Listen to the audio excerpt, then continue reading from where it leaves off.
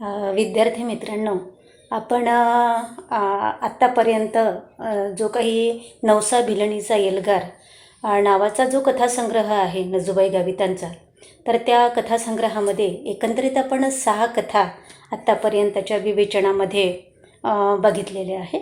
आजच्या भागाला आपण जी काही त्या कथासंग्रहातील शेवटची कथा आहे, नवसा भिलणीचा एल्गार, ही शेवटची कथा आपण बघणार आहोत.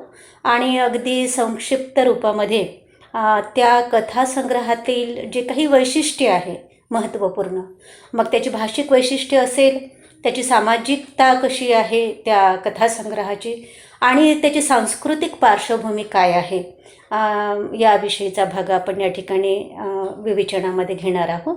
तर विद्यार्थी मित्रांनो, ही नवसा भिलणीचा एल्गार नावाची जी कथा आहे, ती या कथासंग्रहातील शेवटची कथा आहे असं आपल्याला म्हणावं लागेल. सुरुवातीच्या 4 कथांमध्ये नजूबाई गावितांनी असं म्हणू आपण की निवेदनाची भाषा ही मराठी आणि संवादाची भाषा ही भिलोरी अस्सल याचा वापर केलेला मोठ्या प्रमाणामध्ये दिसून येणार आहे. परंतु नंतरच्या ज्या 3 कथा आहे, तर त्या नंतरच्या 3 कथामध्ये देखील निवेदनाची आणि संवादाची भाषा ही प्रमाण मराठी भाषाच त्याने ठेवलेली आहे. कदाचित त्याने वाचकांच्या सोयीसाठी त्या भाषेचा वापर केलेला असावा असं वाटण्याची शक्यता आहे. तर हा नवसा भिलणीचा एल्गार ही जी कथा आहे, ती महत्त्वाची मला या दृष्टिकोनातून वाटली की एक विद्रोह करणारी नायिका त्या कथेची आहे. आत्तापर्यंतच्या कथेच्या ज्या काही म्हणजे स्त्री चित्रणं होती, स्त्री पात्रचित्रणं होती, ते फार शोषिक, फारच अन्याय सहन करणाऱ्या, शोषिक, किंवा मग बरेचदा त्या घाबरट किंवा मग त्या अन्यायाच्या विरोधामध्ये बोलणाऱ्या अशा पद्धतीची पात्रचित्रणे आपण बघितलेली आहे. परंतु एकमेव पात्रचित्रण मला नवसाचं वाटलं या शेवटच्या कथेमधलं, की ती विद्रोही बाण्याची दाखवलेली आहे. इथल्या समाजव्यवस्थेला, इथल्या म्हणजे आदिवासींच्या जात पंचायत व्यवस्थेला, शाहूंच्या समाजव्यवस्थेला, शोषणाला ती प्रचंड, त्याच्या विरोधामध्ये प्रचंड विद्रोह पुकारते, त्याला ती नकार देते. आणि एक स्वतःचं स्वतंत्र अस्तित्व जपताना आपल्याला ही नवसा त्या कथाच्या निमित्तानं आपल्यासमोर येणारी आहे. तर आपण या ठिकाणी ती कथा बघत असताना ही जी नवसा आहे, तर नवसाला म्हणजे वडगावला दिलेला आहे. बापू हा जो भिल्ल आदिवासी जमातीतला तरुण आहे, तर याच्याशी लग्न नवसाचं लावलेलं आहे आणि तिला वडगावला दिलेलं आहे. आता नवसा ही अत्यंत कष्टाळू आहे. ती गवताचे भारे विकते आणि आपल्या सासरच्या संसाराला मदत करताना दिसते. तिचा नवरा म्हणजे आपण पाहतो की हा जो बापू आहे, तो नवसापेक्षा पाहायला थोडा उजळ आहे. गोरा आहे तो, थोडा उंच आहे, थोडासा अंगामध्ये असा भरलेल्या अंगामध्ये तो आहे. त्याचं नाक थोडं चपटं आहे, पण रंगानं तो गोरा आहे. त्याचं तोंड म्हणजे फुगऱ्या गालाचं आहे. आणि त्याची आई जी आहे, कमळ नावाची त्याची आई जी आहे, तिला डोळ्यानं अंधुक दिसतं, म्हणजे दिसतच नाही तिला, फारच डोळ्यानं अंधुक दिसतं.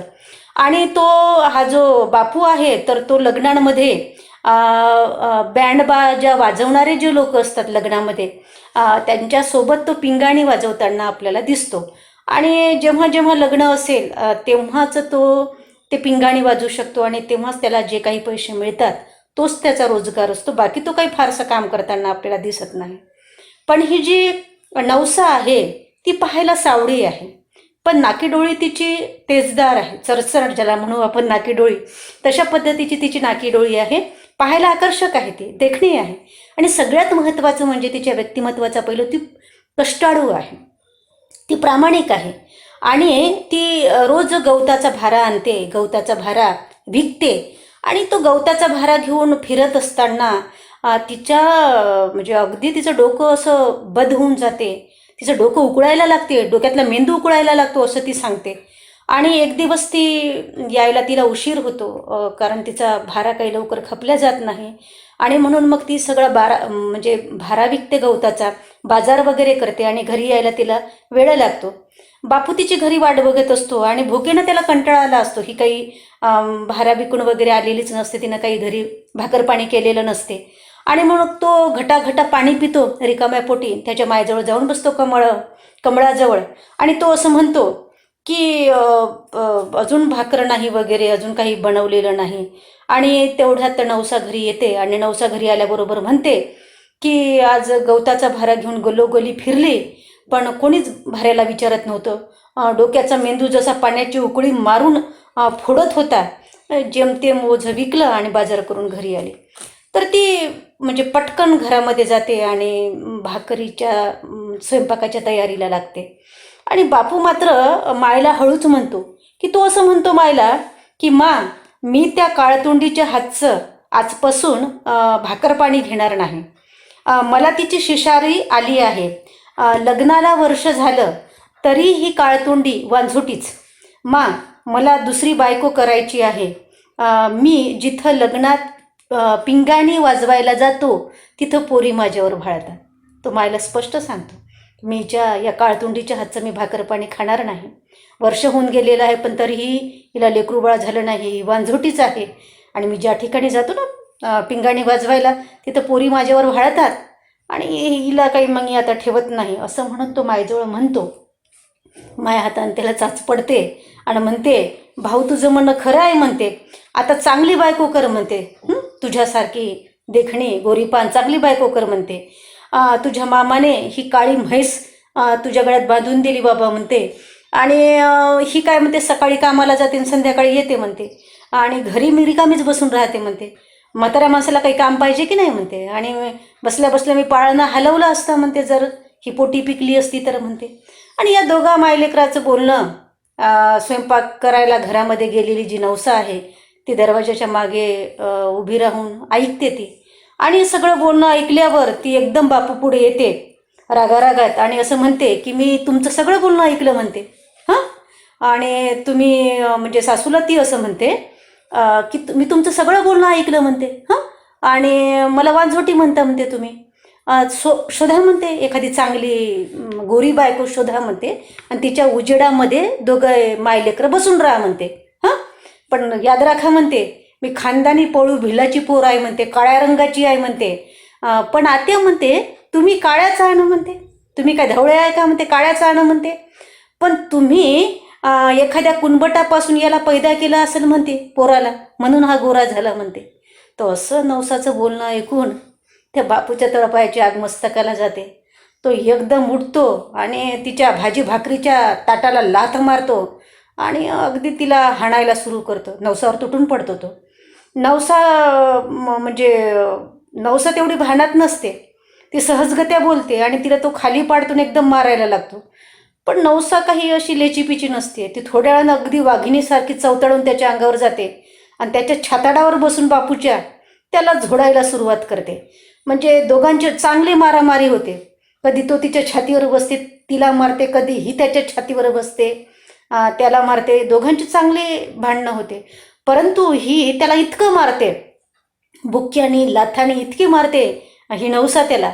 शेवटी त्याला ती आवरत नाही बायको. तो मायला म्हणतो, माय मला मदतीसाठी धाव म्हणतो. ही पाय म्हणतो वाघीण माझ्यावर काळतुंडी कशी माझ्यावर चढली आणि मला मारत आहे म्हणतो. माय काठी घेऊन येते तिथून आणि तिला असं वाटते नवसा याच्या छातीवर बसलेली, ती मारायला जाते. नवसा अंग बाजूला काढून घेते आणि तेवढा काठीचा रपका धनकन त्याच्या नाकावरच बसते बापूच्या आणि रक्ताची धार बापूच्या नाकातून यायला लागते. तो म्हणतो मायला, माय तुनं काय केलं म्हणतो, मलाच मारून राहिली म्हणतो तू हिला सोडून. हां, बघ म्हणतो माझं तोंड सगळं रक्तानं भरलं म्हणतो, नाकातून माझ्या रक्ताची धार लागली म्हणतो. ती फार उशाळल्यासारखी होते, काडी फेकून देते आणि ती खाली बसते. आणि हे सगळं दोघांचं भांडणं झाल्यानंतर तो सोडून देतो तिला आणि मायजवळ येऊन बसतो. आणि कमळाला काही दिसत नाही, ती त्याच्या पाठीहून हात फिरवते आणि ही घरात रागारागात चालली जाते. ही आपली जी नवसा आहे ती लग्नाचं लुगडं ती काढते आणि घरी घालायचं एक लुगडं काढते. लग्नाचं लुगडं घेते, त्यांच्यासमोर जाते ती सासूसमोर आणि नवऱ्यासमोर. त्या लग्नाचं लुगडं त्यांच्यासमोर फाडते विड्यानं, त्याचे 4 तुकडे करते आणि त्यांच्या तोंडावर फेकून देते आणि घरी घालायचं लुगडं जे आहे ते आपल्या कमरेला खोचते आणि विळा घेऊन मात्र ती घर सोडून निघून जाताना आपल्याला दिसून येते. आणि तेवढ्या रात्री ती आपलं जे चिचगाव आहे तिचं माहेर, नवसाचं माहेर, ती तेवढ्या रात्री मध्यरात्री घरी पोहोचते, चिचगावला पोहोचते. आणि चिचगावला पोहोचल्यानंतर ती दरवाज्यावर थाप देते आणि मायला म्हणते, माय दार उघड, भिवू नको म्हणते, मी नवसा आहे म्हणते. आणि तिची चिमणी शोधते तेवढ्या रात्री आणि चिमणी लावते आणि चिमणी शोधून पेटवल्यानंतर ती दरवाजा उघडते आणि पोरीला म्हणते, अहो माय, तू बाई आहे का कोण आदमी म्हणते, माणसाची हिंमत होणार नाही म्हणते इतक्या काळ्या रात्री फिरायची, आणि तू कोणत्या हिमतीनं आली बाई म्हणते वडगावून म्हणते, चल म्हणते घरात. असं म्हणून माय तिला घरामध्ये घेते. नवसा खाली बसते, नवसाच्या अंगावरून हात फिरवते माय प्रेमानं आणि तिच्याकडे निरखून पाहते. तिला दिसते मायला की हिला प्रचंड हाणलेलं आहे, आपल्या पुरीला मारलेलं आहे. ती थोड्या वेळानं आपल्या कमरेला जे लुगडं तिनं आणलं होतं खोचून ते लुगडं बाजूला काढते आणि एकदम ती रडायला लागते. तिला रडा आवरत नाही आणि मायला म्हणते ती की माय म्हणते, वर्ष उलटून गेलं म्हणते, तो मला सारखं मारतो म्हणते, की त्याला आता म्हणते त्याच्या मायनं काय भरवलं आणि काय नाही का म्हणते, आता त्याला लेकरू पाहिजे म्हणते. आणि मी एकही दिवस खाली नाही राहिली म्हणते त्यांच्या घरी, रोज गवताची भारे विकते म्हणते, कष्ट माझ्या हातातून सुटलेच नाही म्हणते, आणि त्याला आता लेकरू पाहिजे म्हणते, एका वर्षातच म्हणते, कुठून आणून देऊ म्हणते, तो मला प्रचंड मारते म्हणते. माय तिचं यमुना राहते, तिच्या मायचं नाव, ती सगळं मुकाट्यानं पोरीचं ऐकून घेते आणि तिचाही नाईलाज असतो. ती पोरीला म्हणते, चुप राय मॅम, ते रडू नको म्हणते, भाकर भाजी केलेली आहे म्हणते, जाय पहिले खाऊन घे म्हणते. पोरीला ती खायला देते आणि म्हणते तिच्या मायला, त्या बापूच्या मायला काय वाटते म्हणते, की पोरगं लग्नाच्या वेळेस कमावतो तर झालं का म्हणते, वर्षभर ते लग्नाच्या वेळेस वर्षातून 10-12 लग्न असेल तर तेवढी कमाई पुरते का म्हणते वर्षभर म्हणते. माई पोरगी मर्दासारखी काम करते म्हणते, म्हणून त्यांचा संसार आत्तापर्यंत 1 वर्ष चालला म्हणते. निश्चितच आईला आपल्या पोरीच्या कष्टाचं कौतुक असतं. तिला माहिती असते आपली मुलगी किती कष्टाची आहे, किती निर्भय आहे, आणि म्हणून कारण नसताना जर छळ होत असेल तर स्वाभाविक आपली आई आपल्या मुलीची बाजू घेऊन बोलणं हे स्वाभाविक असते. पण ती आंधळेपणानं अशी बोलताना आपल्याला दिसत नाही. मुलीचे जे गुण आहे, मुलीचं जे काही कष्टाचा बाणा आहे, त्या सगळ्या गोष्टीला अनुसरून आई आपल्या मुलीची बाजू घेताना आपल्याला दिसून येणारी आहे. आणि मग दोघी मायले की जेवण करून झोपतात शांततेनं. सकाळीच माय उठते. माय उठल्याबरोबर ती नवसाला उठते, उठ माय म्हणते, हे बघ म्हणते, भिलोडीतल्या बाया म्हणते आपल्या सगळ्याच चालल्या म्हणते गवताचे भारे आणायला म्हणते, जा बरं म्हणते, उठ म्हणते, तू गवताचा भारा घेऊन ये म्हणते, आणि मी येतो म्हणते तुझ्या मागोमाग म्हणते, चल म्हणते, मी भाकर केली म्हणते, भाकर खाऊन घे, शिदोरून ये, जा म्हणते गवताच्या भाऱ्याला. आणि नवसा उठते, पहिले गरम गरम पाण्यानं आंघोळ कर म्हणते, गरम पाण्याचा चांगला शेक घे म्हणते. ती गरम गरम पाणीने ते पाणपोईमध्ये आणि अंगावर घेते, म्हणजे मारानं तिचं शरीर सगळं आंबून गेलेलं असते, सूज आलेली असते तिच्या शरीराला. त्या गरम पाण्याच्या शेकानं तिला बरं वाटते आणि मग ती सगळी मरगळ झटकून टाकते, आत्तापर्यंतच्या दुःखाची माराची मरगळ झटकून टाकते. आणि ते जी काही जवळची बाई आहे त्या जवळच्या बाईला ती आवाज देते आणि म्हणते की ते म्हणजे त्या बाया तिच्या दरवाजाच्या समोरूनच जातात गवताचे भारे आणायला. तर नवसा त्या बाईला आवाज देते आणि त्यांना म्हणते की थांब म्हणते, मला येऊ दे म्हणते तुझ्यासोबत म्हणते. आणि विळा घेऊन फडकं घेऊन ती ज्या काही घराजवळच्या भिलोडी त्या भिल्ल पाड्यातल्या ज्या बाया आहे, सुमन आहे, बायजा आहे, यांच्यासोबत ती गवताचा भारा आणायला जाते. तिला पाहिल्याबरोबर त्या म्हणतात, माय म्हणते, बायजा कवा आली, नवसा म्हणते तू कवा आली म्हणते, लग्न करून सासरी गेली म्हणते, तेव्हापासून म्हणते एकदम आत्ताच भेटायला लागली म्हणते, नवरा तर चांगला पाहिला म्हणते तुला म्हणते, चांगला कमावत आहे असं म्हणते, ते पिंगाणी वाजवते ना म्हणते लग्नातनी म्हणते. तर असं बोलणं होते. तिला त्या बायजाचं बोलणं तिला अजिबात आवडत नाही, तिला राग येतो, पण ती काही फारसा राग दाखवत नाही. आणि ती सगळ्यांना म्हणते, ते आपण म्हणते सुपडू बापूच्या शेतामध्ये जाऊ म्हणते, तिथं चांगलं हिरवं गवत आहे म्हणते, आपल्याला चांगला भारा काढता येईल म्हणते.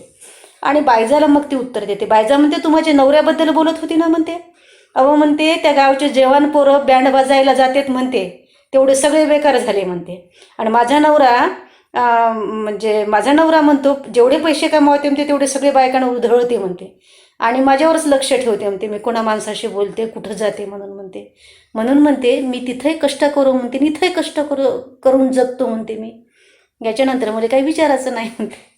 तर अशा पद्धतीनं एक खमका स्वभाव, एक अत्यंत धारदार स्वभाव नवसाचा असलेला आपल्याला दिसून येणारा आहे. नवसा ही फटकळ आहे, स्पष्टोक्ती आहे, ती कोणाचंच उणंदुणं सहन करणारी नाही आहे, ती कोणावर अन्याय करणारी नाही आहे आणि ती कोणाचा अन्याय देखील सहन करणारी नाही. अशा पद्धतीचं एक व्यक्तिमत्व, नवसाचं व्यक्तिमत्व त्या कथेमध्ये आपल्याला दिसून येणार आहे. तर मग हे सुपडूच्या शेतामध्ये सगळेजणी जातात आणि ती बायजा म्हणते, बाई म्हणते आपल्या गावचे शाहू चांगले आहे म्हणते, त्या मनानं आपल्याला शेतातलं गवत घेऊ देतात म्हणते. इतके दिवस आपण गवताचे भारे म्हणते, यांच्या शेतातलं गवताचे भारे बांधूनच आपण पैसा कमावतो म्हणते. तर सगळेजण त्या सुपड्या बापूच्या शेतामध्ये जातात. ह्या बायजाचा जो नवरा असतो भाग्या, तो त्या शाहूच्या शेताचं रक्षण करत असतो. उसाचा मळा असतो आणि त्याच्यामध्ये काही वांगे मिरची वगैरे टाकलेलं असते, ज्याला माळवद म्हणू आपण, ते पण टाकलेलं असते. तर तो बायको येईपर्यंत गवताचा भारा बायजासाठी तयार ठेवतो, मिरच्या वांगे तोडतो, काही ऊसं जे चांगले ऊसं तयार झालेले असतात त्या ऊसाचे पेरकांड पाडतो तो, आणि भागाला म्हणतो तू यासोबत आलेल्या बायकांना आवाज दे म्हणतो, आणि सगळं घ्या म्हणतो थोडं थोडं वाटून, वांगे मिरच्या आणि ऊसं खा म्हणतो तुम्ही. तर ती सगळ्या बायकांना आवाज देते आणि म्हणते मी तर खाल्ले बाई म्हणते, ऊसं पोट भरलं म्हणते, आता तुम्ही खा म्हणते. त्या तिघी जणी उसावर भिडतेता. आणि मग तिचा बायजाचा जो नवरा असतो भागा, चांगला असतो तो म्हणते हे गवताच्या भाऱ्यामध्ये घ्या म्हणते तुम्ही, हे मिरच्या थोडेसे वांगे भाजी पुरते म्हणते, हे थोडेसे उसं म्हणते घेऊन जा म्हणते, तुम्ही दिसणार नाही म्हणते आतमध्ये बांधल्यावर. आणि हे सगळेजण ते तशा पद्धतीचे घेतात आणि तिथून मग तिचा प्रवास एक सुरू झालेला आपल्याला दिसतो नवसाचा, की ते आपल्या आईजवळ राहते, कष्ट करते, भारे विकते गवताचे आणि आपल्या आईचं आपलं पोट जगताना ती दिसून येणारी आहे. आणि ही तिची जी आई राहते त्यांच्या घरी 1-2 बकरे असतात, त्या बकऱ्याला पिलं असतात, त्याला एक बोकड असतो आणि ती असं भारा विकून घरी येते, बाजार गिजार करते, थोड्याशा सुकट बोंबल्या घेते, डाळ घेते, धान्य घेते, मीठ मिरची घेते आणि बाजार करून ती घरी येते. आणि घरी आल्यानंतर तिची आई घरी आल्यानंतर तिची आई नसते आणि ती आल्यानंतर मग एकदम तिची आई डोक्यावर गवताचा भारा, समोर तिच्या बकऱ्या वगैरे, आणि ते बकऱ्या काही तिला सुधरू देत नाही. त्या बकऱ्याला बोलताना तिची आई येताना दिसते यमुना, आणि मग ती धावत जाते आणि आईचा भारा घेते, बकऱ्याला वगैरे बांधते, त्या पिलांना बांधते आणि तिला आपली आई आपल्यामुळे दुःखाने खचून गेल्यासारखी वाटते. ती मायला आधार देते नवसा आणि मायला अशी म्हणते, मा कसला विचार करते तू, मी कष्ट करणारी मर्दासारखी हाय ना तुला पोसायला, परक्या कुत्र्याची सेवा करण्यापेक्षा आईबापाची सेवा मोठी. आम्ही आता ओझे विकायला जातो, भाव पटला तर आत्ता फेकून येतो आम्ही, तू बस. आईचा धीर बांधताना ती दिसून येणारी आहे. आणि ती भारा विकायला जाते, या भागा नवसासोबत भारा विकताना आपल्याला दिसते. तिचं म्हणजे 20 रुपयाच्या वर 15 रुपयाच्या वर कोणीही त्या गावामध्ये भारा घेणारा नसते. तर भारा विकायला सुद्धा मोक्याचं ठिकाण पाहून बसावं लागते, की जिथं शाहू लोक भारे घ्यायला येतात तिथं जाऊन बसावं लागते. आणि नदीकाठच्या पिंपळाच्या झाडाखाली जी सावलीची जागा आहे, तर ती आधीच जे लोणसरीच्या बायका आहे तिथे आधीच त्यांनी ती जागा बरोबर पकडलेली आहे. परंतु त्यांच्याजवळ म्हणजे त्यांचे भारे गवताचे सुकलेले असल्यामुळे त्यांचे भारे काही खपत नाही आणि यांनी आत्ता ताजे गवताचे भारे आणलेले असतात. त्याच्यामध्ये त्यांनी थोडेसे म्हणजे ऊसाचे पाते राहतात, कवळे पाते, ते सुद्धा टाकलेले असतात. आणि म्हणून त्यांचे भारे पाहिल्याबरोबर शाहू म्हणतो, बाया तिघींनाही म्हणतो, म्हणतो सांगा म्हणतो तुमचे भारे केवढ्याला देतो. त्यांनी 20 रुपये म्हणतात, तो म्हणतो 15 रुपयाला देतात का. तिघी जणी पटकन भारे विकतात आणि घरी येतात. हे सगळेजण मग आपल्या संसाराला जे लागते ते बाजार आणताना आपल्याला दिसते. ही नवसासुद्धा भाजी मिरच्या डाळी बोंबील घेऊन येते आणि आल्याबरोबर ती मायला असं म्हणते, माय ते म्हणजे गव्हाच्या लोंब्या ज्या आहे त्या लोंब्या ती कुटत बसत असते. ती मायला म्हणते, माय म्हणते, तू माझ्या नावचा भंडारा ठरवला होता म्हणते, माझ्या नावचा नवस तू ठरवला होता म्हणते. आता हे नवस माझ्या नावचा करायला तुला कोणा सांगलं होतं म्हणते, आणि कशासाठी नवस तुनं कबूल केला होता म्हणते माझ्या नावचा. तुला बापानं सांगलं होतं का म्हणते, बापानं सांगलं होतं का म्हणते तुला नवस करायला माझ्या नावचा. मग म्हणजे मी आजारी होती का म्हणते, म्हणून तू आसरा माऊल्यांच्या नावानं नवस केला म्हणते का बाबा बोलले होते म्हणते तसं.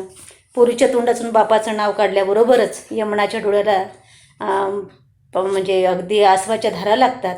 ती असं म्हणते की नाही माय म्हणते, तो बाप कशाले म्हणाला म्हणते नवस बोलायला, तू पोटात होती म्हणते तेव्हाच तुझ्या बाबा खंडोबाची जत्रा होती तिथं कुस्ती खेळायला गेला होता म्हणते, आणि कोणीतरी त्याला कुस्तीच्या फडामध्ये मूठ मारली म्हणते आणि तो तिथंच मेला म्हणते.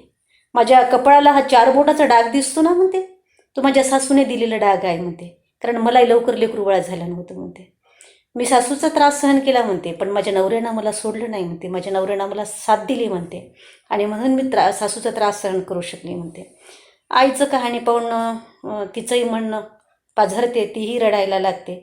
अशा पद्धतीनं एकमेकीच्या सहाऱ्यानं, एकमेकीच्या सुखदुःखानं ह्या दोघी मायलेकी आनंदात जगताना, कष्टाचं जगणं आहे पण आनंदात जगताना हे आपल्याला दिसून येणारे आहे. तर अशा पद्धतीनं ह्या जी काही नवसा आहे ती गवताचे भारे विकते आणि घर चालवते, आपल्या आईला आधार देते, आपल्या आईला पोसते. जी काही पारंपरिक संकल्पना आहे की मुलगा कुटुंबाचा आधार असतो, मुलगाच करता धरता असतो, तर त्या संकल्पनेला या कथेच्या माध्यमातून छेद देताना आपल्याला नजूबाई गावीत दिसून येतात. म्हणजे की मुलीसुद्धा कुटुंबाचा आधार असू शकतात, मुलीसुद्धा विधवा आईला पोसू शकतात, विधवा आईचा आधार बनू शकतात मुलासारखा, आणि ते म्हणजे केवळ त्या पारंपरिक संकल्पनेमध्ये जगत नाही त्या, की नवरा असणं म्हणजेच बाईला पूर्णत्व असते, नवऱ्याशिवाय बाईचं आयुष्यच नाही आहे, नवऱ्याच्याशिवाय बाईचं आयुष्य म्हणजे फुटकं काच आहे, किंवा बाईच्या आयुष्याचं झाकण म्हणजे नवरा आहे. अशा पारंपरिक संकल्पनेला न जुमानणारी ही या कथेची नायिका नवसा आपल्याला दिसून येणारी आहे. हे एक वेगळेपणानं या कथेच्या माध्यमातून नजूबाईंनी मांडलेलं आपल्याला दिसून येणार आहे. आणि मग तिला बाजारामध्ये तिच्या सासूचा भाऊ दिसतो. तर तो तिचा सासूचा भाऊ तिला असं म्हणतो, म्हणजे रायसिंग नावाचा तिच्या सासूचा भाऊ तिला असं म्हणतो, तिला पाहिल्याबरोबर. पोरी म्हणतो, तुझा नवरा 8 दिवसाच्या अंतरानं 2 पोरी घेऊन आला म्हणतो घरी, आणि तुझ्या आधी माझ्या पोरीला फसवून तो पळाला होता म्हणतो. मी कसं तरी 150 रुपयाचा दंड भरून पोरीला सोडून आणलं म्हणतो, म्हणजे जात पंचायतीचा 150 रुपयाचा दंड भरला म्हणतो आणि माझ्या पोरीला मोकळं केली म्हणतो. तर तुझ्या घरी तो झगडा मागायला येणार आहे, तुझ्या घरी तो पंच घेऊन येणार आहे म्हणतो, तर हुशार राहा पोरी म्हणतो. असं म्हणल्याबरोबर म्हणजे तिच्या पोटात म्हणजे खड्डा पडतो, वाईट वाटतं तिला की बाबा आपल्या घरी तो येणार आहे पंच घेऊन, आणि पंचाची शिक्षा काय असते ते आपण आतापर्यंतच्या कथांमध्ये बघितलेलंच आहे. आणि म्हणून मग ती असं म्हणते त्याला की मला एका हाडाला 3 कुत्र्याचा संसार नको म्हणतो, त्याच्या 2 बायका आधीच आहे आणि मी एक, हाडबुकती एक नवरा आणि आम्ही 3 कुत्र्या, मला एका हाडाला 3 कुत्र्याचा संसार नको म्हणतो, मी माहेरीच राहते माझ्या मायसोबत, मला त्याच्यापासून वेगळं राहायचं असं म्हणतो. आणि येऊ दे म्हणतो, आला तो पंच घेऊन, मी तयारीतच आहे म्हणतो, असं बोलते ती. आणि घरी येते, घरी आल्यावर मायला सांगते ते की मा म्हणते अशा अशा पद्धतीचं झालं म्हणते, माझ्या सासूचा भाऊ भेटला होता म्हणते बाजारामध्ये. माय पोरीला आधार देते, माय म्हणते पोरीला, पोरी म्हणते तू कशाला काळजी करता म्हणते, आता आपला जो चितळ्या बोकड आहे म्हणते तो विकून म्हणते 60-65 रुपये देतचे जे आहे आपण त्याचे फेडू म्हणते, तू त्याची काही काळजी करू नको म्हणते. आणि जाऊन जो काही भिलवाडीमध्ये त्या भिलांच्या पाड्यावर जो धनाजी असतो, त्यांच्या भिलाटीचा जो मुखिया असतो धनाजी, त्याला जाऊन या नवसाची आई सांगते की ते पंच झगडा घ्यायला येणार आहे म्हणते, तर तुम्ही राहा म्हणते. सगळं सांगते ते पोरीचं, अशा अशा पद्धतीचं झालं. एका वर्षात तिला मूल होत नाही म्हणून हाकलून दिलं वगैरे वगैरे. आणि नंतर मग तिच्या गावचे वडगावचे लोक, जात पंचायतीचे लोक हिच्याकडे झगडा मागायला येतात. केवळ वडगावचेच लोक येत नाही तर बापू 2-3 गावचे आसळ मिसळ लोक घेऊन येतो. आणि अगदी हिला रात्री जेव्हा ही स्वयंपाक करून पाणी फेकायला बाहेर येते नवसा, तेव्हा तिला आवाज येतो. आणि त्या आवाजमध्ये तिला एवढंच ऐकायला येतं की त्या दोन्ही रांडाला धरून आणा म्हणतो आणि त्यांच्या पायात खोडे ठोका म्हणतो, उजेड पडताच पळून जातील, एवढा तिला आवाज ऐकायला येतो. ती मायला सांगते, माय जाते बाहेर आणि ती ऐकते सगळे काय बोलतात ते. आणि ती घरी येऊन सांगते, बाई ते लोक तर फारच जुलार आहे म्हणते, फार नंगाट आहे म्हणते, बोलायला म्हणते, काही बोलायला लागले म्हणते, सगळ्या शाहूच्या लोकांना शिवाय घालायला लागले म्हणते, आपल्या भिलाटीतल्या म्हणजे पुरुषांना शिवाय घालायला लागले म्हणते ते, अशानं म्हणते शाहूतले लोक झोडपतील म्हणते त्यांना. तर तो जो धनाजी असतो जात पंचायतीतला माणूस, तो म्हणजे अगदी काठ्या, उंच उंच काठ्या त्यांच्या हातामध्ये असतात. त्या लोकांना म्हणतो जा म्हणतो आणि त्या दोन्ही बायकांना धरून आणा म्हणतो. त्यांनी जोपर्यंत देशचे पैसे देणार नाही, झगड्याचे पैसे देणार नाही म्हणतो, तोपर्यंत त्या मायलेकीला जाऊ द्यायचं नाही म्हणते. खोडा घालून इथं झाडाखाली बसव म्हणतो त्यांना. आणि अशा पद्धतीनं त्यांचा एक माणूस जो राहतो तोच त्यांच्यामध्ये राहतो. म्हणजे जो एक त्यांच्यातला एक जो माणूस असतो, जो बुजुर्ग माणूस असतो, तिचा जो नातेवाईक असतो, आपल्या कमळाचा नातेवाईक असतो, आपली जी नवसा आहे तिच्या आईचा नातेवाईक असतो, तोच एक बुजुर्ग माणूस त्या ठिकाणी असतो. आणि बाकीचे सगळे लोक तेच असतात. आल्याबरोबर त्यांना म्हटलं जाते, दोघी मायलेकीला म्हणतो. तो धनाजी त्याच्यातला फार म्हणजे चढ्या मुजोर प्रवृत्तीचा माणूस असतो. तो म्हणतो की तुम्ही पटकन देशचे पैसे देऊन द्या म्हणतो, ते पैसे दिल्याशिवाय मी काही तुम्हाला जाऊ देत नाही म्हणतो. आणि तसं म्हटल्याबरोबर तिला प्रचंड राग येते आपल्या नवसाला. ती त्या पंचाला असं म्हणते की मला काय गहाण ठेवलं होतं का एका वर्षासाठी या चिचगावच्या लोकांनी. त्याचा मामा सांगत होता बाजारात का हा तुमच्या पोऱ्या बायका घेऊन आला आणि वरून पैसे मागता. मी नवरा केला का सांगा. हे 3 गावचे माणसं का आणले. वडगाव मरून गेलं होतं का. भागा बायजा आणावं मुसळे, यांचे डोके ठेचून काढा, मग पैसे देऊ यांना. तर तिला चिड येते, तिला संताप येते, ती सगळ्या संतापामध्ये बोलून जाते. आणि हे हिचं बोलणं ऐकल्याबरोबर पंचलोक खवळतात आणि मग रागारागामध्ये तिला फरफटत आणतात नवसाला, तिच्या मायला. आणि लाकडी म्हणजे खुटा तिच्या पायामध्ये ठोकतात. पण नवसा काही त्याला ऐकत नाही. नवसा त्या एका माणसाला आपल्या लाथेनं पलीकडे ढकलून देते, लाथ मारते. धर्मा मोठ्यानं असतो, म्हणतो त्या बापूला, तुझीच बायको होईना म्हणते हे, हां बसून राहिला म्हणते तिथं मुरदड्याने येणं म्हणते, तिच्या पायामध्ये चांगला ते खुटा ठोक म्हणते. आणि ते आपल्याला लाथा मारायची कोशिश करते ना म्हणते, तर तू अशी खुट्याची खिळी ठोक म्हणते हां की तिला चांगल्या वेदना झाला पाहिजे म्हणते तिच्या पायाला म्हणते. तिचं डोकं चांगलं मुसळानं ठेचायला पाहिजे म्हणते आपण. हे अशा पद्धतीचे पंच लोक बोलतात. आणि मग ते एक कडक खुटा, म्हणजे आपण पाहतो की जे काही पायामध्ये जे लाकडी अवजड असा जो खुटा ठोकली जाते, तर तशी खुटा ठोकला जातो नवसाच्या पायामध्ये. आणि तिला प्रचंड त्रास होतो, कारण तिचे जे घोटे आहे पायाचे ते सुद्धा ठेचून काढल्या जातात मुद्दामून. ते म्हणजे सगळा तो खुटा ठोकत असताना. तर ते जी कमळा आहे ती शाहूवाड्यामध्ये जाते, कोणाकडून काही उसने पैसे. त्यांनी डायरेक्ट म्हणतात की आम्हाला 65 रुपये देशची नाही पाहिजे म्हणते, आम्हाला दुप्पट पाहिजे, आम्हाला 150 रुपये पाहिजे म्हणते, आम्हाला तुमची पोरगी नाही वागवायची म्हणते. तर दुप्पट देशचे पैसे कसे द्यायचे हा प्रश्न असतो. आणि मग विनंती करते ही नवसाची आई त्या पंचातल्या लोकांना की 3 वर्षाचा बोकुड आहे म्हणते ते, हां नवसाचा ठरवलेला 3 वर्षाचा बोकुड आहे म्हणते, आणि ते बोकुड घेऊन जा म्हणते. आपल्या इकडचा आपल्या भिलाटवाडीतला जो माणूस असतो मुखिया कारभारी त्याला सांगते म्हणजे नवसाची आई.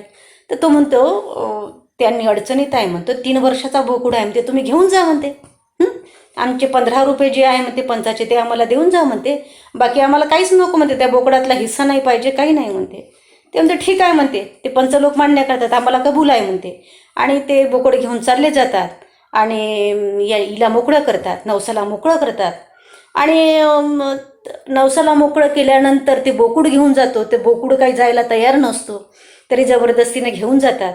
आणि ते जात असताना नवसा मोठ्यानं ओरडून म्हणते, आसरा माऊलींनो, तुमचा नवस फेडायचा बोकड घेऊन चालले हे गिधाडं. या बोकडाचं मटण खाऊन सगळे मरायला पाहिजेत. आसरा माऊल्यांनो, पुरुष सत्तेचा नाश होऊन पुढच्या काळात बायाचं राज येऊ. तर तिचं हे बोलणं ऐकून सगळेजण हसतात आणि निघून जातात. आणि तिला चालता येत नाही त्याच्यामुळे, आणि सगळेजण तिला आधार देतात, घरी आणतात. आणि पुन्हा ती 8-10 दिवसांना पुन्हा तयार होते आणि आपल्या कामाला लागते. ती अशी तरुण आहे, तिच्या अंगामध्ये प्रचंड जोम आहे, कष्टाचा जोम आहे.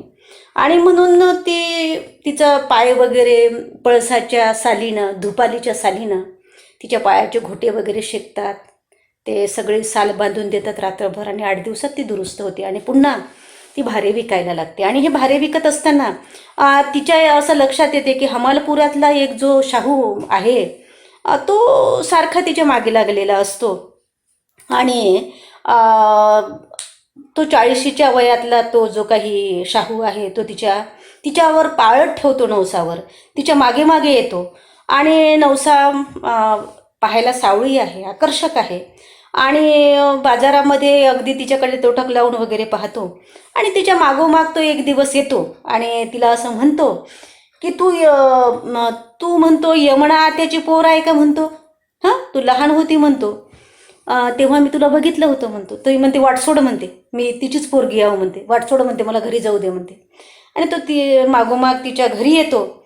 आणि घरी आल्याबरोबर तिची आई घरी असते. तो घरी आल्याबरोबर तो डायरेक्ट तिच्या आईला बोलतो, आत्या म्हणते ही तुझी पोर आहे का म्हणते, ही रोज काठेवाडीच्या वस्तीत जेव्हा गवताचा भारा विकायला येत आहे म्हणते, तर ते तुमच्या चेहऱ्यावरून मी तिला ओळखलं म्हणते.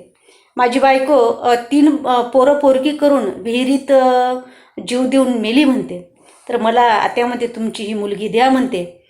मी तुम्हाला मोलमजुरी करू देणार नाही म्हणते, हिलाही कष्ट देणार नाही म्हणते.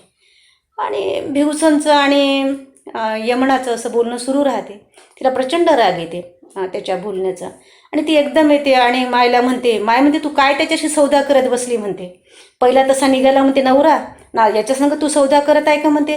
या शाहूच्या नजरेमध्ये भिल्ल लोकांची काही किंमत नाही आहे म्हणते, त्यांना फक्त ह्या भिलाडी बायका भोगायला पाहिजे म्हणते, पाहत नाही म्हणते त्याच्या नजरेमध्ये कशी वासना आहे म्हणते.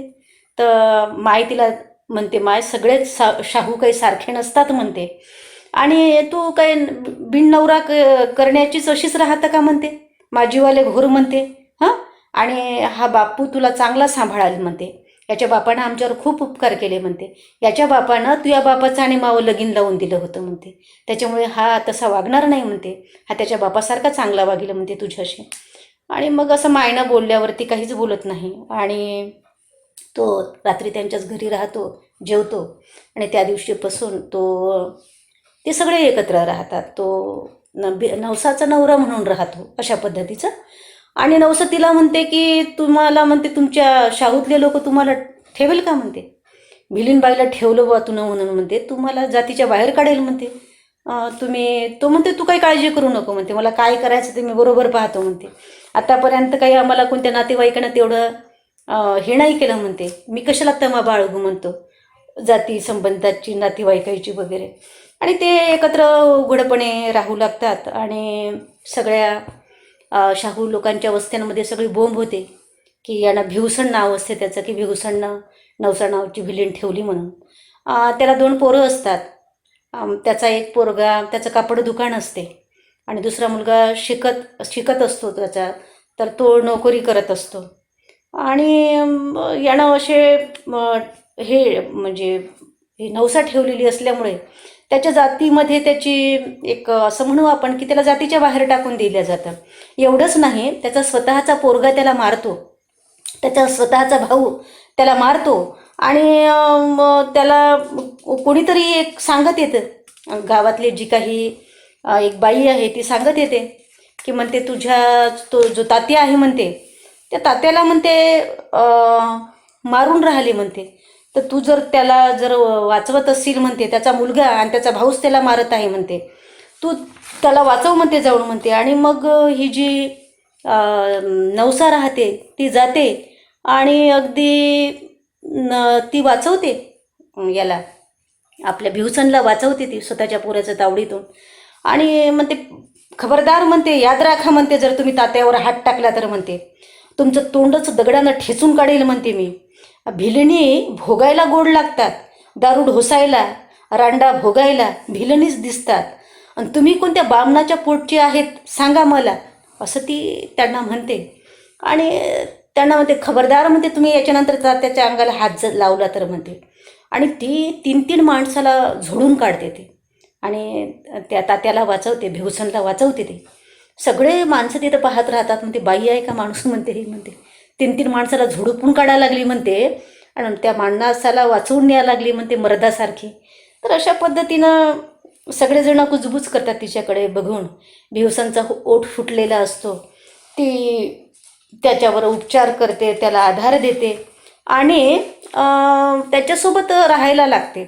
आणि त्या म्हणजे भिवसनच्या पोराचा असा गैरसमज होतो की आपली सगळी संपत्ती जणू काही तो भिल्लिणीवर या उडवतो आहे वगैरे वगैरे अशा पद्धतीचं. आणि जवळपास 1 वर्ष ती हा जो काही भिवसण राहतो त्या भिवसनच्या पोराला त्याला रोज सकाळी 1 वर्षापासून शिदोरी पुरवत राहते. आणि पोरगा रागवतो बापावर, तू या भिलणीच्या हातचं मला खाऊ घातलं का म्हणते आत्तापर्यंत 1 वर्ष म्हणते, तू तर बाटला म्हणते मलाही वाटवलं का म्हणते. असा बापाशी बोलताना आपल्याला त्या भिवसनचा मुलगा दिसून येतो. पण तरीही ती प्रचंड सगळ्यांचं ऐकून घेते की जाऊ दे बाबा, आपण दुसरा नवरा केला याच्याशी तरी आपले वैवाहिक संबंध टिकले पाहिजे, म्हणून ती ते भिवसनच्या मुलाचं सुद्धा उणं बोललेलं सगळं ऐकून घेते. पण काही दिवसानं तिला असं लक्षात येते की हा काही आपल्याशी बरोबर राहून नाही राहिला. तेवढ्यातच तिची आई जी राहते, तिची आई मरण पावते. ती असं म्हणते, बाई तुला आता हक्काचा नवरा भेटला, चांगला भेटला शाहूचा, आणि तो तुला सोडणार नाही मरेपर्यंत, आणि आता मी मरायला मोकळी आहे असं म्हणून नवसाची आई जी नवसाची आई राहते, ती नवसाची आई यमुना ती मरून जाताना दिसते.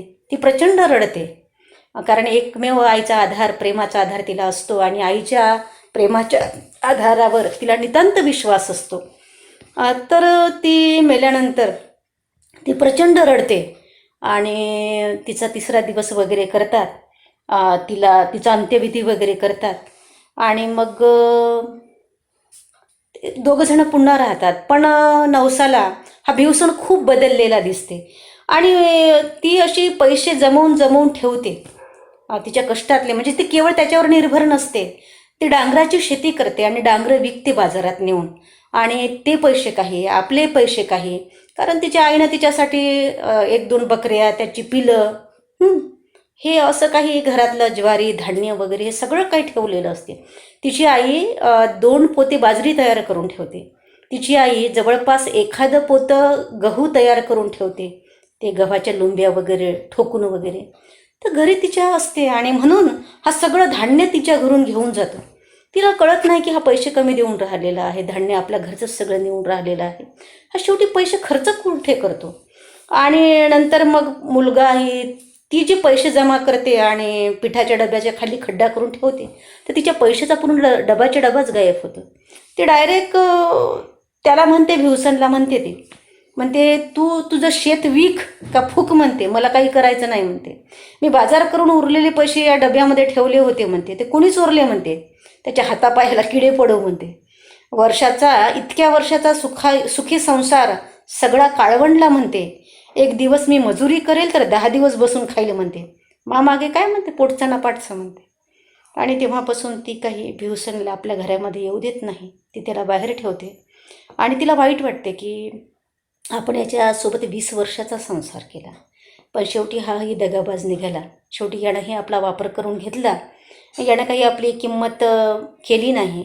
पण ती शोध घेते, हा एवढा बदलला कसा काय, कारण त्याच्या घरचे आरोप करतात की हा सगळा मक्याची शेती तो करतो, मक्याच्या शेतीमध्ये चांगले पैसे त्याला भेटतात आणि त्याचा पोरगा मात्र त्याला हिलाच बोलून जातो आपल्या नवसाला की माझ्या बापाला तू सगळं लुबाडलं म्हणते आणि आम्हाला आता असं वाटते म्हणते की तुझ्यामुळेच माझ्या आईनं आत्महत्या केलेली असावी, माझ्या बापाला कधीपासून लुबाडत आहे म्हणते. असं म्हणल्याबरोबर तिच्या डोळ्यामध्ये पाणी येते. ती त्या पोराला समजावून सांगते की तुझ्या आईला तर मी बघितलंही नाही म्हणते, तुझी आई म्हणते आधीच तिनं आत्महत्या केली होती म्हणते आणि तुझा बाप काही म्हणते सगळे पैसे माझ्या हातामध्ये देत नाही म्हणते, तो विचार म्हणते कोणालाही म्हणते तुझा बाप कुठं खर्च करत होतं. आणि नंतर मग या नवसाला हे लक्षात येते की हा जो भिवसण आहे, जो हमालाचा मुकादम आहे, याला मटका जुवा खेळण्याचा नाद त्या लोकांनी लावलेला आहे आणि तो त्या नादामध्ये 5-6 वर्षापासून इतका पैसा उधळतो म्हणून हिच्या घरून सगळं अन्नधान्य घेऊन जातो घरी, सगळा पैसा बर्बाद करत होतो, एक पैसा हिच्याही हातामध्ये देत नाही. तेव्हा मात्र तिला असं कळते की हा काही आता आपल्यालाच खोरून खाईल, याच्याकडून आपल्याला कोणताही आधार मिळणार नाही. आणि मग तो एकदम घरी येतो आणि नवसाला भांडतो, आत्तापर्यंत मी तुला पोसलं म्हणते, आत्तापर्यंत मी तुला कामाला पाठवलं नाही म्हणते, आता माजली का म्हणते तू.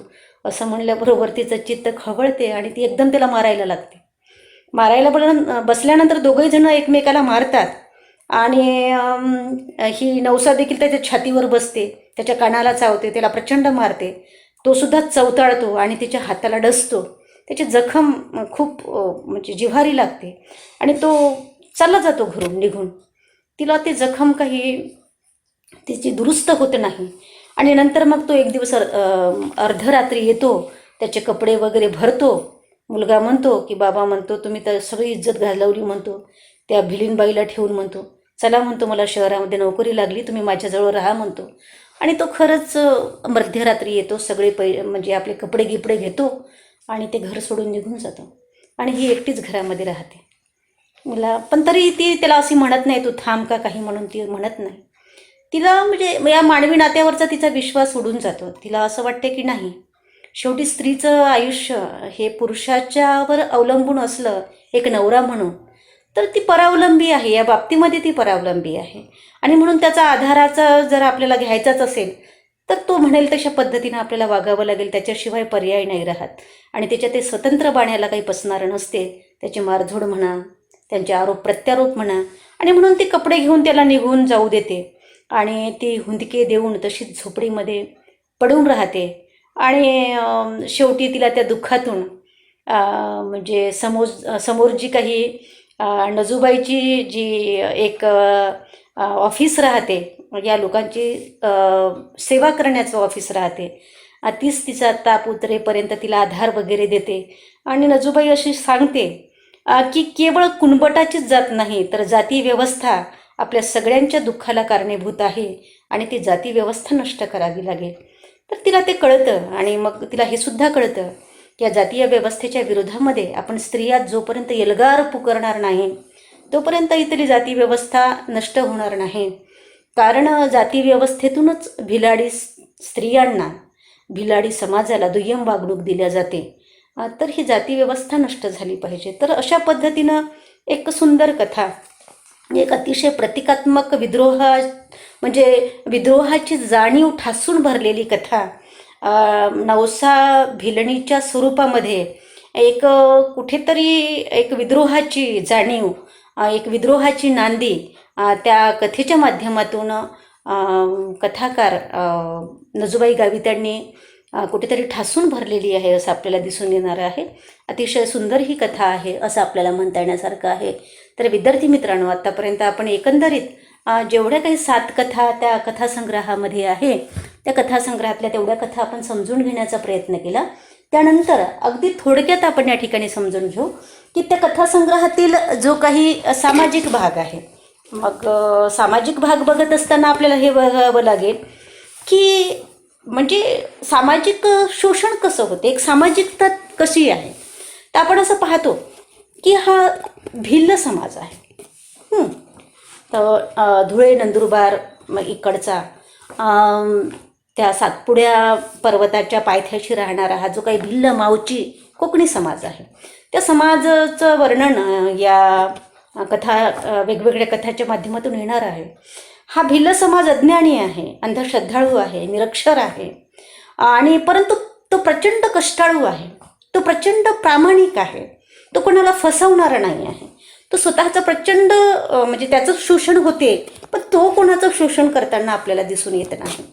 तर अत्यंत काबाड कष्ट करून जगणारा हा समाज आहे असं आपल्याला म्हणता येण्यासारखं आहे. आणि म्हणून आपण असं पाहतो की त्या कथासंग्रहामध्ये जी काही सामाजिकता आहे, ती सामाजिकता बघत असताना आपल्या असं लक्षात येते की तुम्ही बघा त्या कथासंग्रहातल्या जेवढ्या काही कथा असेल, म्हणजे अगदी आपण असं म्हणू शकतो की त्या कथासंग्रहामध्ये भिल्ल समाजाचे जे काही विविध समस्या आहे, त्यांच्या व्यथा वेदना आहे, स्त्री अत्याचाराचे भयावह स्वरूप आहे, त्यांच्या प्रथा परंपरा आहे, अंधश्रद्धा आहे, तर त्याचं वर्णन या कथांच्या निमित्तानं झालेले आपल्याला दिसून येते. त्यांचे सण उत्सव आहे, त्यांचे लोकगीतं आहे, याचं अस्सल दर्शन त्या कथांच्या निमित्तानं होताना आपल्याला दिसून येणार आहे. तर विद्यार्थी मित्रांनो, आपण सामाजिक जीवन एकंदरीत त्या कथासंग्रहाचं बघत असताना, म्हणजे त्या कथासंग्रहाची एकंदरीत सामाजिकता काय आहे, त्यांची सांस्कृतिकता कशी आहे, आणि एकंदरीतच त्यांचं भाषिक वैशिष्ट्य त्या कथासंग्रहाचं काय आहे, हे महत्त्वाचे काहीतरी संदर्भ बघत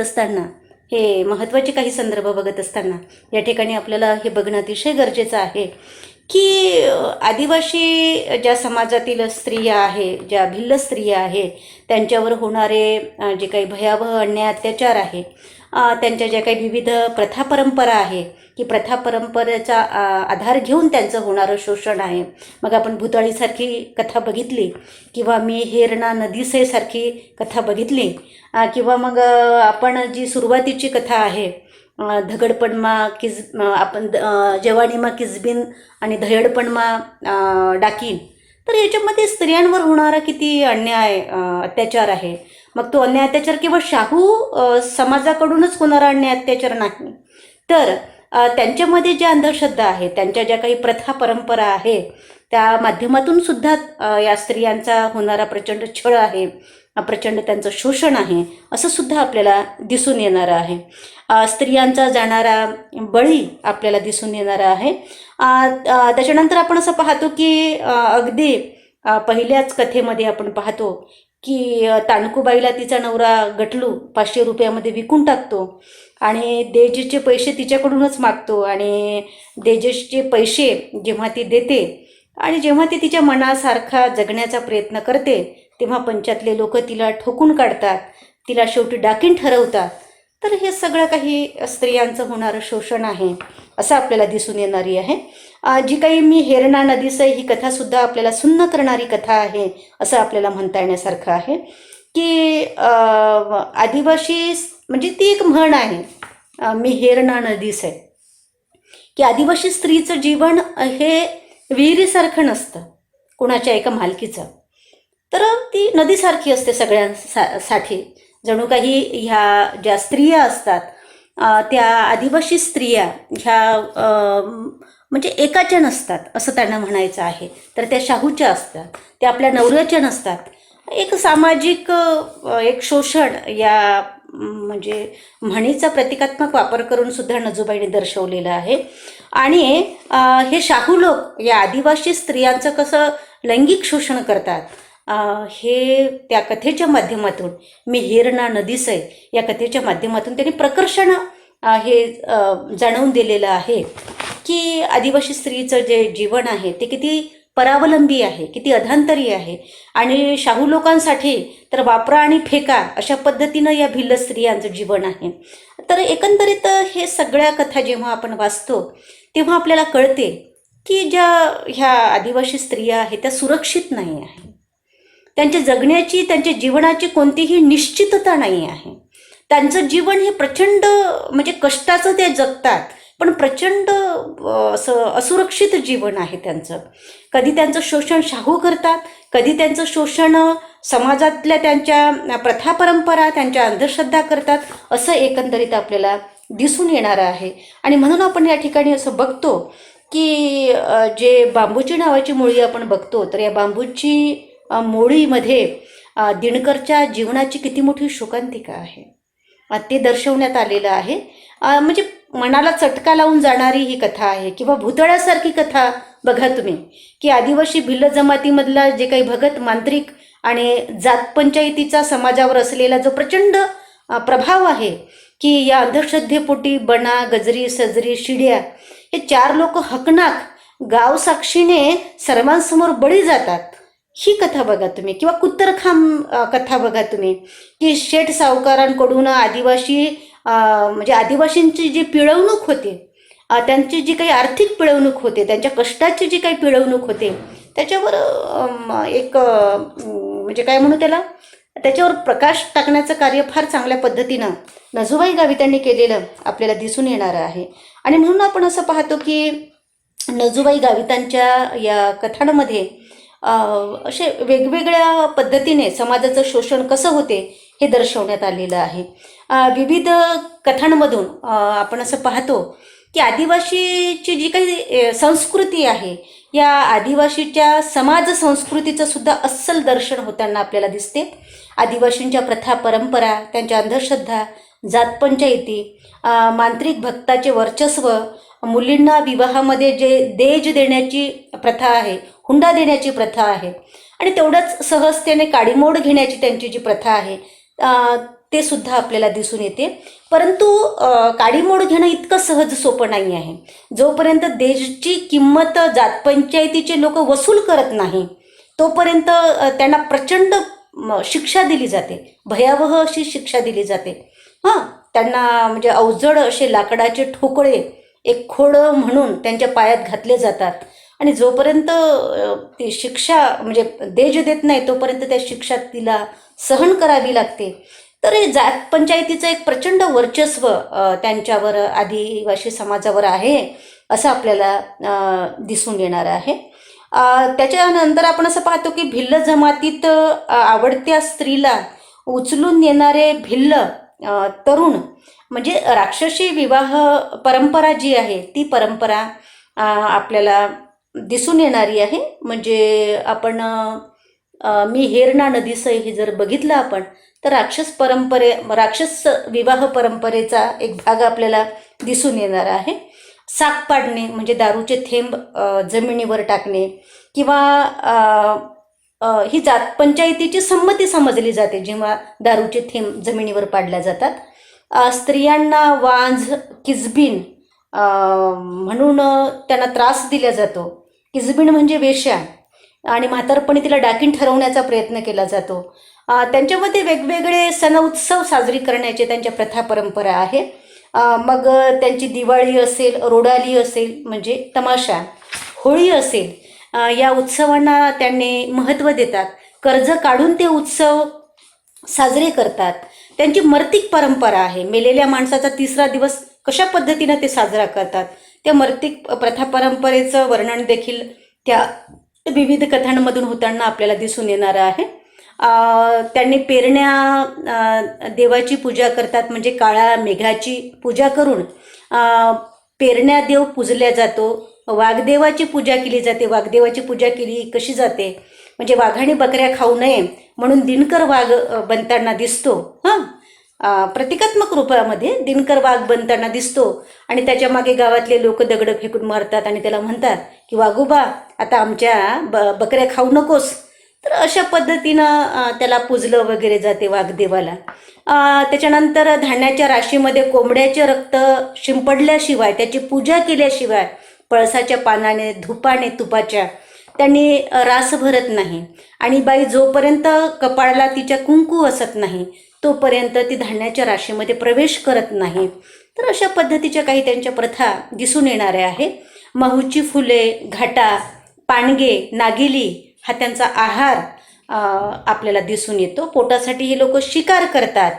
तर अशा पद्धतीनं अत्यंत सूक्ष्म त्यांच्या जीवनाचा वेध नजूबाई गावितांनी आपल्या कथासंग्रहामध्ये घेतलेला आपल्याला दिसून येतो. आदिवासी भिल्ल समाजाचे दारिद्र्य, त्यांची भयावह काय म्हणू आपण उपासमार, किंवा त्यांच्या जगण्याची असुरक्षितता याचं वर्णनसुद्धा त्या कथांच्या निमित्तानं येताना आपल्याला दिसून येणार आहे. म्हणजे आदिवासी समाजाप्रतीची जी काही समाज जाणीव असते, तीव्र समाज जाणीवेतून, तीव्र समाज भानातूनच या एवढ्या सुंदर कथा लिहिल्या जातात. आणि निश्चितच एक फार ज्याला काय म्हणू आपण, समाज कार्यकर्तीचा पिंड स्वतः नजूबाई गावितांचा आहे. आणि त्याच्यामुळे त्यांनी ह्या ज्या एकापेक्षा एक सरस अशा कथा लिहिलेल्या आहे, त्या समाज जाणीवेतून लिहिलेल्या आहे, समाजनिष्ठेतून लिहिलेले आहे नजूबाईंनी, असं आपल्याला म्हणता येण्यासारखं आहे. आणि म्हणून समाज जीवनाचे त्यांनी सूक्ष्म दर्शन घडवलेले आहे आपल्या कथांमधून. मग जवानी मा किसबीन धगडपण मा डाकीन, मी हेरणा, नदीसय, जानकीची सीता, नवसा भिलनीच्या एल्गार या 4 कथा आदिवासी स्त्री जीवनाच्या शोकांतिका आहेत. दारिद्र्य, प्रथा, परंपरा, उपासमार, अज्ञानता, निरक्षरता यामुळे स्त्रियांचे होणारे शोषण, स्त्रियांच्याही तडजोडीची गरज, त्यांची मानसिकता स्पष्ट करणारे आहेत. आदिवासी स्त्रियांवर कुटुंबात आणि कुटुंबाबाहेर होणारे अन्याय, होणारे शोषण सुन्न करणारे आहे. बालविवाह, राक्षस विवाह, वांज समजून स्त्रियांना विकण्याचे प्रकार, देजचा पैसा स्त्रीकडून जातपंचायतीमार्फत उकळताना शिक्षा म्हणून स्त्रियांच्या पायात लाकडी खोडा घालतात. पंच तानकुला म्हणतात, रांड आते कशी बसनी खोडणं घालून वडाळ गायनीगत, पैसा नाही लयनी तर तिला बी असंच बसाडून खोडणं घालीन. डाकीण हा म्हणजे सारखी भयंकर प्रथा आदिवासी भिल्ल स्त्रियांना किती उद्ध्वस्त करणारी होती याची कल्पना येते. मी हेरणा नदीसय ही कथा आदिवासी स्त्रियांना स्वतःचे अस्तित्वच नसते हे दर्शवणारी आहे. तारुण्यातच बळजबरीने वा कधी तडजोडीने शाहूंच्या वासनेचे शिकार होऊन पुढील आयुष्य आदिवासी स्त्रीला घालावे लागते असं आपल्याला दिसून येणार आहे. आदिवासींच्या प्रथा, परंपरा, सण, उत्सव, विवाह प्रसंग या निमित्ताने त्यांचे होणारे नाच, यातून त्यांचं समाज जीवन आपल्याला दिसून येणार आहे. भूताळ्या नावाची जी कथा आहे, तर ही कथा भगतगिरी, जातपंचायत, शिक्षा देण्याच्या अघोरी प्रथा, परंपरा, आदिवासी म्हणजे लोकांचं शोषण आणि आदिवासी लोकांचं या प्रथेच्या नावाखाली कसे बळी घेतल्या जातात याचं चित्रण करणारी ती कथा आहे भूतळ्या.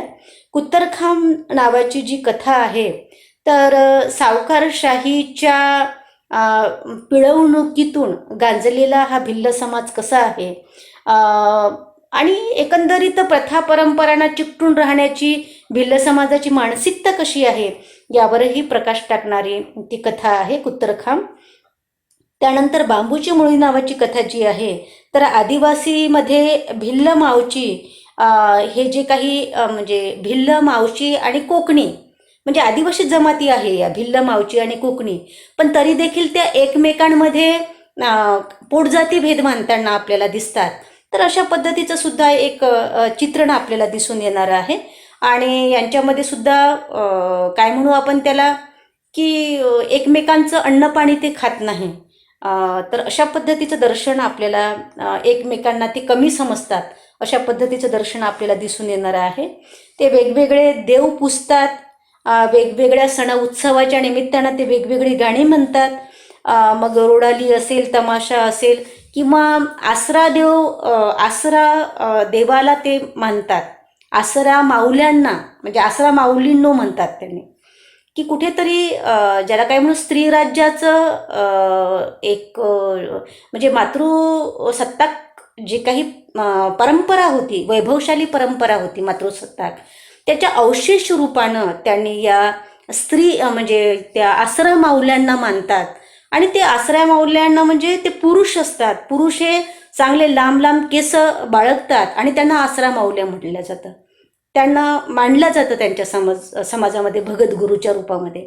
आणि ते एक स्त्री ज्याला काय म्हणू आपण त्याला की स्त्री सत्ताक परंपरेचं अवशेष रूपामध्ये त्यांनी आसरा माऊल्याच्या रूपामध्ये जतन केलेलं आहे असं देखील आपल्याला दिसून येणार आहे. तर सामुदायिक जीवन जगण्यामध्ये त्यांना फार आनंद आहे. म्हणजे त्यांच्या जगण्यामध्ये प्रचंड कष्ट आहे, तरी त्या कष्टामध्ये सुद्धा सामुदायिक जीवनाचा आनंद घेताना आपल्याला दिसतात.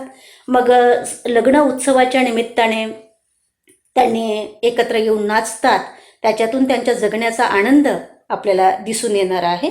तर अशा पद्धतीचं वर्णन आपल्याला त्यांचं सांस्कृतिक जीवनाच्या स्वरूपामध्ये आपल्याला एकंदरीत बघता येण्यासारखं आहे.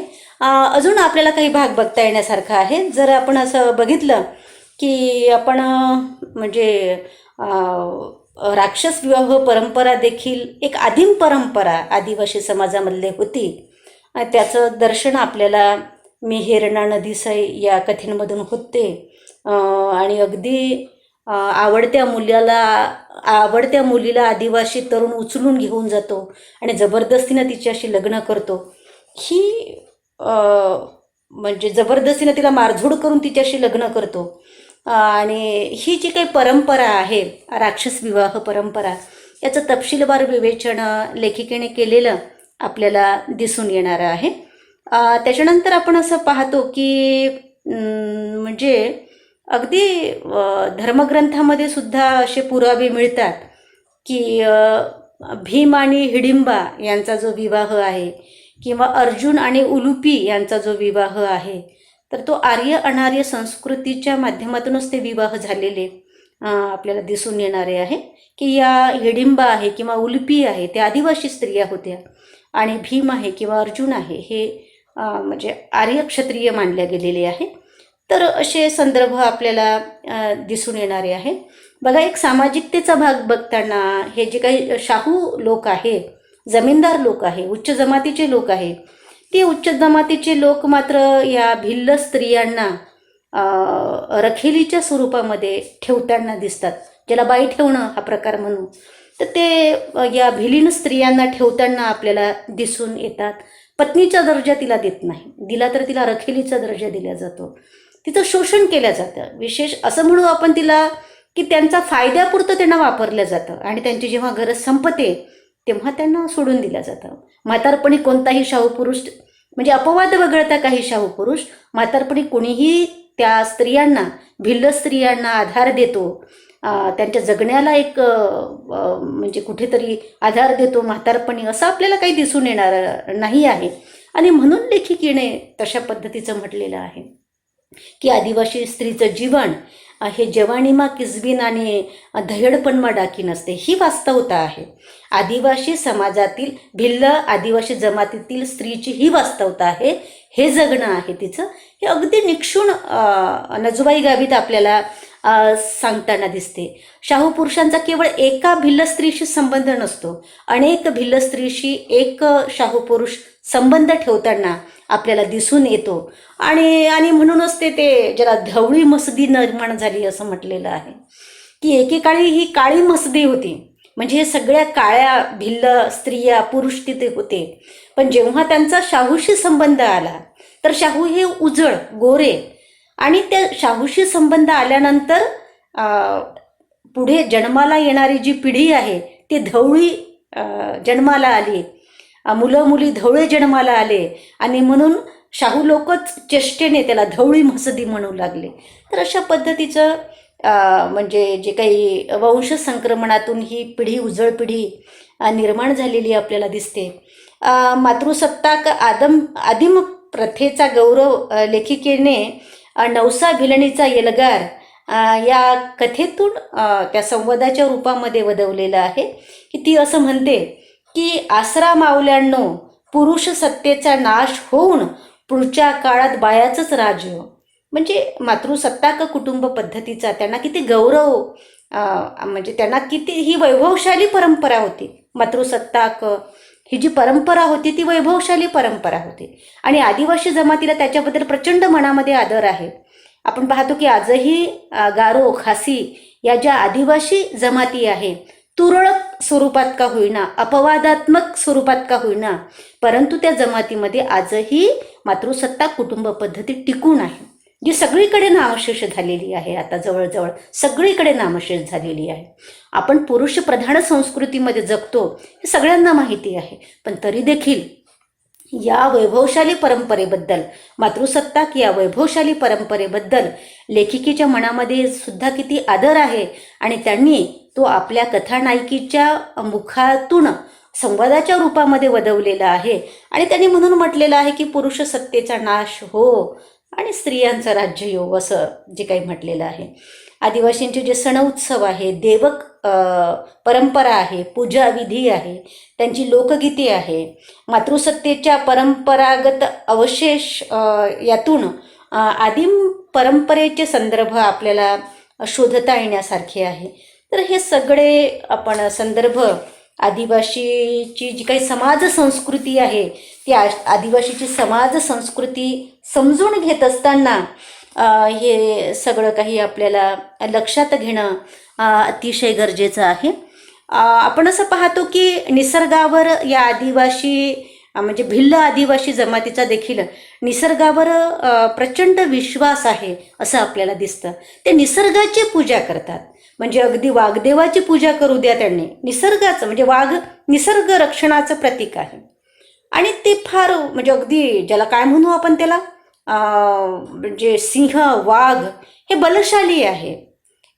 ते स्वयंभू राजे आहे जंगलाचे, त्याची पूजा करताना दिसतात. त्या स्वयंभू राजाशी आपल्या संस्कृतीचं नातं सांगताना दिसतात. इव्हन ते पिकाची पूजा करतात, धान्याची पूजा करतात, पळसाच्या व धावड्याच्या पानाने पूजा करतात, काळ्या जमिनीची काळ्या मेघाची शेतात पेरणी करताना पेरण्या देवाची ते पूजा करतात, वाघदेवाची ते पूजा करतात.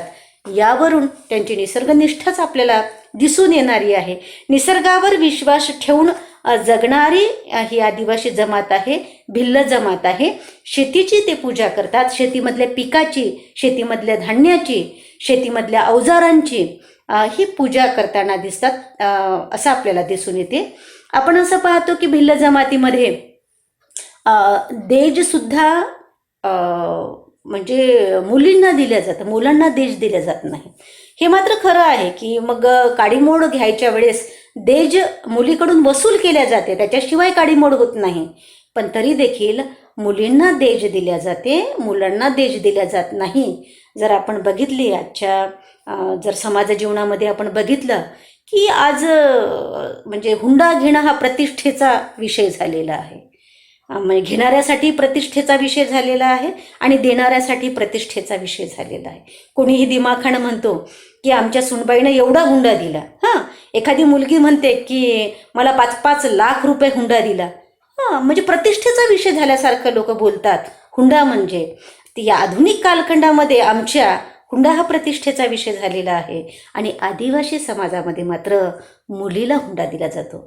हे किती मोठा विसंगती आहे. म्हणजे खरं आधुनिक कोणाला म्हटलं पाहिजे, खरं सुधारलेलं कोणाला म्हटलं पाहिजे. वारंवार मी मागच्या तासिकेला तुम्हाला म्हटलं की आम्ही प्रगत कोणाला समजायला पाहिजे. म्हणजे कित्येक बाबतीमध्ये आमच्यापेक्षा प्रगत, आमच्यापेक्षा काही प्रथा त्यांच्या म्हणजे आता हे मुलींना हुंडा देण्याची प्रथा असू द्या, आमच्यापेक्षा त्या म्हणजे त्यांची किती आधुनिकता त्यांच्यामध्ये दिसते. काही प्रथा त्यांच्या खरंच खूप चांगल्या दिसतात आपल्याला. देज म्हणून ते मुलीला देतात, मुलींकडून घेत नाही मुलगा. पण एक बाबा काडीमोड व्हायच्या वेळेस मात्र ते मागतात, जातपंचायत मागते तो हुंडा परत. परंतु एवढा एक बोकाळलेलं एक हुंडा प्रथा त्यांच्यामध्ये नाही, हेच आपल्याला त्याच्या माध्यमातून दिसून येणार आहे. त्याच्यानंतर त्यांचे वेगवेगळे सण उत्सव आपण पाहिलेले आहे. ह्या भगत मांत्रिक लोकांचा किती प्रभाव आहे या समाज जीवनावर हे खरंच आपल्याला लक्षात घ्यावं लागणार आहे. थोडासा भाग आपण या ठिकाणी जो काही भाषिकतेच्या संदर्भातला या ठिकाणी बघू. आता बघा, आपण प्रत्येक कथा त्या कथासंग्रहातील इतकी बारकाईनं बघितलेली आहे की ते सगळं तुमच्या लक्षात यावं. म्हणजे त्या संपूर्ण कथांची म्हणजे कथासंग्रहाची जी काही भाषाशैली आहे, तर निवेदनाची भाषा त्यांची प्रमाण मराठी भाषा आहे. नजुबाई गावितांची त्या कथांमधल्या जी निवेदनाची भाषा आहे ती प्रमाण मराठी भाषा आहे आणि जी संवादाची भाषा आहे ती संवादाची भाषा मात्र भिलोरी भाषा आहे असं आपल्याला दिसून येते. सुरुवातीच्या ज्या 4 कथा आहेत अगदी ज्याला आपण म्हणू जानकीची सीता इथपर्यंतची जी 4थी कथा आहे तिथपर्यंत संवादाची भाषा आपल्याला भिलोरी दिसते. पण नंतरच्या ज्या 3 कथा आहेत त्याच्यामध्ये निवेदनाची भाषा आणि संवादाची भाषा प्रमाण मराठी भाषाच आपल्याला दिसून येणारी आहे असं म्हणता येण्यासारखं आहे. या कथा अत्यंत प्रवाही आहे, अत्यंत अर्थपूर्ण झालेल्या आहे. त्या भाषिक वैशिष्ट्यामुळेच त्या अर्थपूर्ण झालेल्या आहे. एक वेगळी कानाला गोड वाटणारी एक भिलोरी भाषा, त्या भिलोरी भाषेचं सौंदर्य, भाषिक सौंदर्य त्या कथांमधून अगदी पाण्याच्या प्रवाहासारखं नितळ वाहताना आपल्याला दिसून येणार आहे. म्हणीचा वापर कथांमध्ये फार चांगल्या पद्धतीनं नजूबाईंनी केलेला आहे. जवानीमा किसबीन धैडपण मा डाकीन ही म्हण म्हणा, मी हिरणा नदीसय ही म्हण म्हणा, डोकीला डोकीला ही म्हण म्हणा, म्हणजे लग्न झालं या स्वरूपामधून लोकगीतांचा त्याने वापर केलेला आहे. म्हणजे जी त्याने सण उत्सव साजरे करतात त्यावेळेस गायली जाणारी लोकगीतं किंवा जेव्हा ते शेतीमध्ये कामं करतात, शेतीतल्या धान्याची पूजा करतात तेव्हा गायली जाणारी लोकगीतं, दळण दळतात त्यांनी तेव्हा गायली जाणारी, म्हणजे सासूरवाशींचा एखाद्या सासूरवाशीनं सुनेला कसा त्रास होतो हे काही गीतं असू द्या, तर लोकगीताचा फार सुंदर वापर त्यांनी केलेला आहे असं आपल्याला दिसून येणार आहे. जी काही पात्रचित्रणं आहे, घटनाप्रसंग आहे त्या कथासंग्रहातले ते फार जिवंत वाटतात आपल्याला. आणि ते घटनाप्रसंग, व्यक्तिचित्रणं, कथानक एवढं प्रवाही, अर्थपूर्ण, जिवंत का वाटतं तर ते नजूबाई गावितांच्या भाषिक वैशिष्ट्यामुळे वाटतं हे आपल्याला या ठिकाणी कबूल करावं लागेल. आपण असं बघतो की अभ्यस्त शब्दांचा वापर त्या ठिकाणी झालेला आहे. जसं जुनं पुराणं, चोरून मारून, धान्यधुन्य, वाटापिटा, बांड बोहाऱ्या किंवा मग मागे पुढे असे अनेक म्हणजे अभ्यस्त शब्द आलेले आहे. शब्दाची पुनरावृत्ती झालेली आपल्याला दिसून येणारी आहे. लपलप, हळूहळू, झरझर, कुटून कुटून, घासू घासू, मरमर असे अनेक, म्हणजे ज्याला शब्दाची द्विरुक्ती म्हणू किंवा पुनरावृत्ती म्हणू शब्दाची, तसे अनेक शब्द येणारे आहे. अनेक जी आदिवासींची जी अनेक वाद्य आहे, वेगवेगळ्या सण उत्सवाच्या प्रसंगी त्या वाद्याचा वापर केला जातो किंवा त्यांच्या ज्या काही मर्तिक प्रथा वगैरे आहे त्यावेळेस त्या वाद्यांचा वापर केला जातो. जसं मग पावरी आहे, तूर आहे, थाळी आहे, ढोलकं आहे, पिंगाणी आहे, बँड आहे. तर हे त्यांची काही त्यांची वाद्य आहे असं आपल्याला म्हणावं लागेल. शिव्यांचा वापर त्या कथांमध्ये नजूबाई गावितही करताना दिसतात.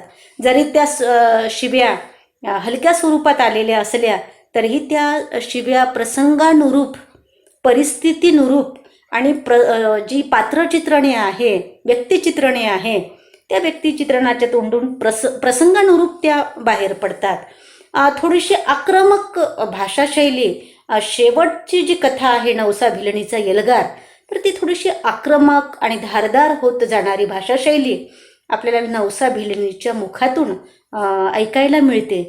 तर ते सगळं काही प्रसंगानुसार, परिस्थितीनुसार किंवा भूताळ्या या कथेची भाषाशैली बघा तुम्ही, तर ही काही म्हणजे फार आपल्याला कधी ती भाषाशैली आक्रमक होते, कधी धारदार होते, तर कधी ती अत्यंत मवाळ होते, करुणस्पर्शी ती भाषाशैली होते. तर ते अत्यंत सुंदर प्रवाही अशी भाषाशैली आहे असं आपल्याला म्हणता येण्यासारखे आहे. काही शब्द म्हणजे जे अस्सल भिलोरी शब्द आहे असं आपल्याला म्हणता येईल. जसं कुडूची म्हणजे जंगली रानभाज्या, त्याला कुडूची असं म्हणतात. मऊ म्हणजे महूची फुले. वंडाडीज म्हणजे नागवेलीचे कवच चिवट असते, ऊन पडल्यावरच ते रगडून निघते, त्याला वंडाडीज असं म्हटलं जाते. दारूला होरो म्हटलं जाते.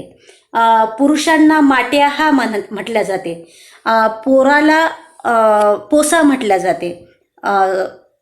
आणि म्हाताऱ्याला डोसा, म्हातारीला डोसी, जवानला जुवान, तर हुंड्याला देज किंवा झगडा, दारूचे थेंब जमिनीवर शिंपडणे त्याला साक असं म्हटलं जाते. तर हे असे अनेक संदर्भ भाषिक वैशिष्ट्याच्या दृष्टिकोनातून आपल्याला लक्षात घेणं गरजेचं आहे. तर विद्यार्थी मित्रांनो, आपण थोडक्यात चर्चा या ठिकाणी त्या कथासंग्रहाची एकूणच जी काही सामाजिकता आहे, सांस्कृतिकता आहे आणि भाषिक काय वैशिष्ट्य आहे हे अगदी संक्षिप्त स्वरूपामध्ये या ठिकाणी समजून घेण्याचा प्रयत्न केलेला आहे. तर विद्यार्थी मित्रांनो, आपण आजच्या तासिकेला, आजच्या भागाला हा जो कथासंग्रह होता नजूबाई गावितांचा, नवसा भिलणीचा एल्गार, तो कथासंग्रह आजच्या तासिकेला, आजच्या भागाला आपण जणू करून आपण त्याचा समारोप केलेला आहे असं समजा. उद्याच्या तासिकेला आपण जे काही रोडाली नावाचा कविता संग्रह आहे वाहरू सोनावणे यांचा, तर तो कविता संग्रह आपण पुढच्या तासिकेपासून बघू.